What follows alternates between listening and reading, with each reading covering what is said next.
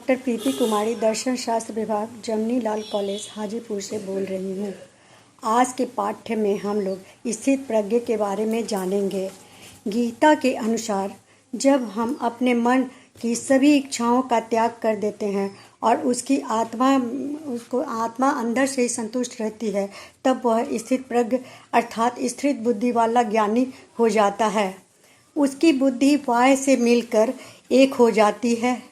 वह कर्मों से प्राप्त होने वाले फलों का त्याग कर देता है और जन्म के बंधन से मुक्त होकर दुखहीन दशा को प्राप्त करता है। इस प्रकार इस अवस्था में दो पक्ष हैं, नकारात्मक और सकारात्मक। नकारात्मक स्वार्थपूर्ण इच्छाओं से मुक्त होने की दशा है और सकारात्मक ब्रह्म में एकाग्रता की दशा है।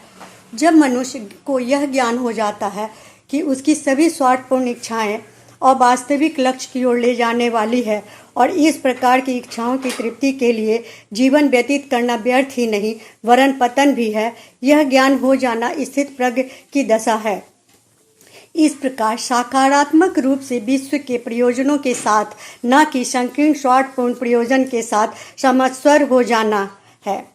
स्थित प्रज्ञ बौद्ध दर्शन में इस दशा को निर्वाण शब्द से व्यक्त किया गया है। इनके अनुसार निर्वाण सभी दुखों का अंत होना है तथा यह परम सुख की दशा है। सांख्य दर्शन में भी मुक्ति प्राप्त पुरुष वही है जिसे गीता में स्थित प्रज्ञ कहा गया है। सांख्य दर्शन में पुरुष वस्तुतः निष्क्रिय है और वह वस्तुतः इस बंधन और मुक्ति को मूलतः बुद्धि के कार्य हैं। जब बुद्धि पुरुष की प्रकृति के भेद को हृदयंगम कर लेती है तब मुक्ति प्राप्त हो जाती है। पुरुष बुद्धि से ऊपर है किंतु वह केवल निष्क्रिय साक्षी मात्र है।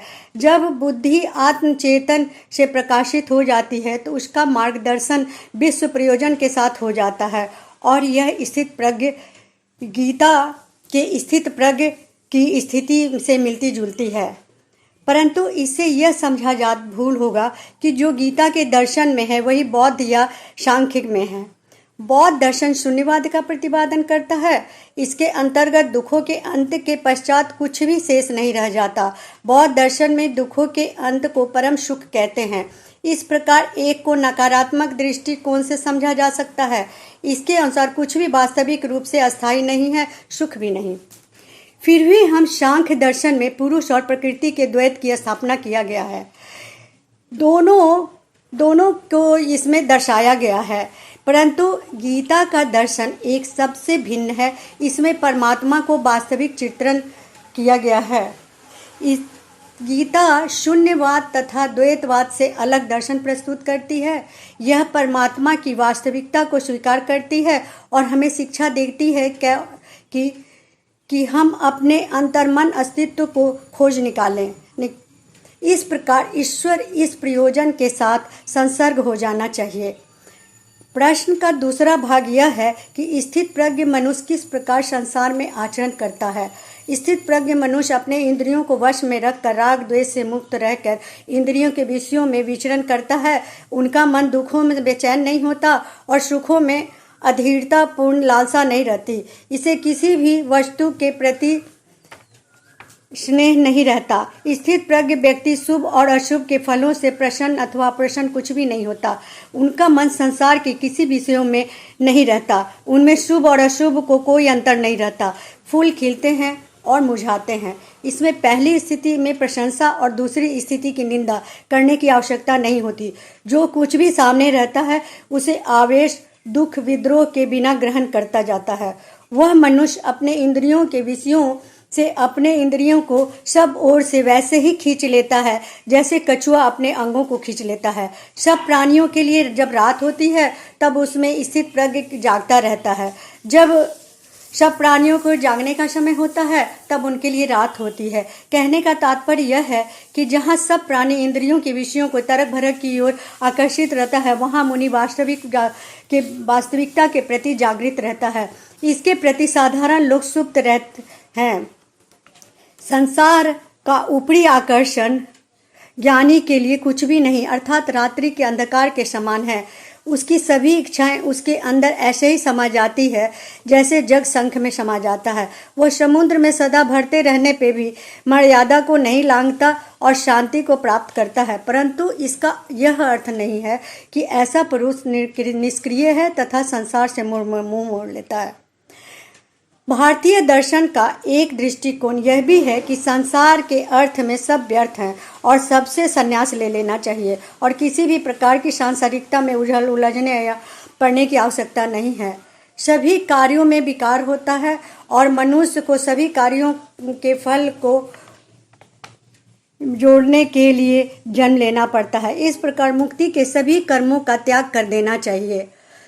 गीता इस बात पर बल देती है कि कर्म ही नहीं वरन इच्छापूर्ण कर्म बंधनकारी होते हैं। इसलिए मनुष्य को कर्म से नहीं वरन इच्छाओं से संन्यास लेना चाहिए। ज्ञानी मनुष्य स्थित प्रज्ञ की अवस्था प्राप्त करने के बाद संसार से उदासीन नहीं होता, वरन वह अपनी अवस्था निर्धारित कर्तव्यों के अनुसार कर्म करता रहता है, क्योंकि वह मानता है कि यह संसार ईश्वर की सृष्टि है और इसका एक प्रयोजन है।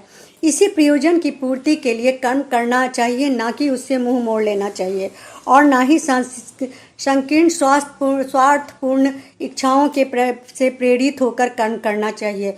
वह मनुष्य अपने लिए कुछ न कर लोक कल्याण के लिए करता है।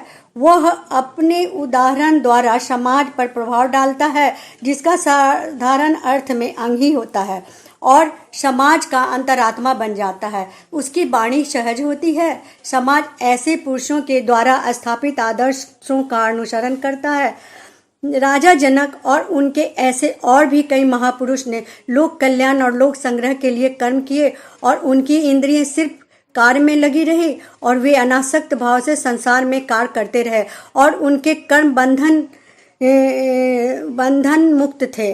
वे किसी भी प्रकार से उनके कर्म को बंधन में नहीं डालता। इस प्रकार स्थित प्रज्ञ मनुष्य अपने कर्तव्यों से उदासीन नहीं होता, वरन वह अनासक्त भाव से सभी अच्छे कर्म करते जाता है। वो कर्म उन्हें कभी बंधन में नहीं डालते और ये इन चक्रों से वह मुक्त रहता है। यही स्थित प्रज्ञ की दशा है। इस तरह गीता हमें कर्म की प्रधानता देती है और कर्म में हम कर्म में ही आस्था रखते हैं और इस तरह हम अनासक्त भाव से हम अपने जीवन का कर्म करते जाते हैं। ठीक है, अब आगे हम इसी चीज़ की चर्चा अगले क्लास में करेंगे।